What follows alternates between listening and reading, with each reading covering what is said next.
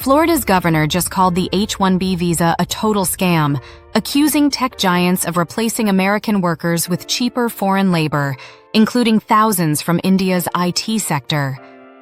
Speaking at a press event in Panama City Beach, Ron DeSantis didn't hold back from indentured servitude claims to blasting corporate lobbying. He's putting H-1B visas and Indian tech workers in the political spotlight.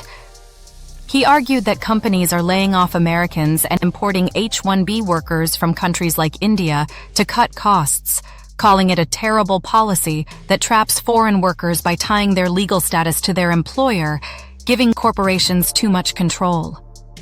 While he stopped short of calling for the program's elimination, his message was clear: reform is coming.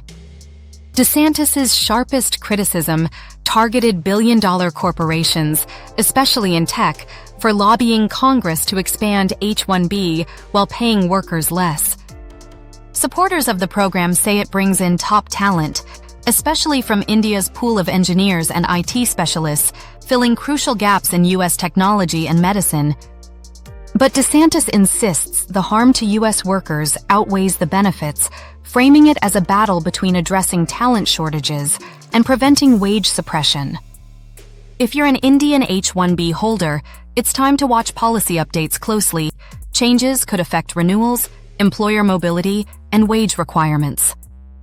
Employers can expect more scrutiny on layoffs and hiring patterns involving foreign talent, while U.S. tech workers may hear louder political pledges to hire Americans first.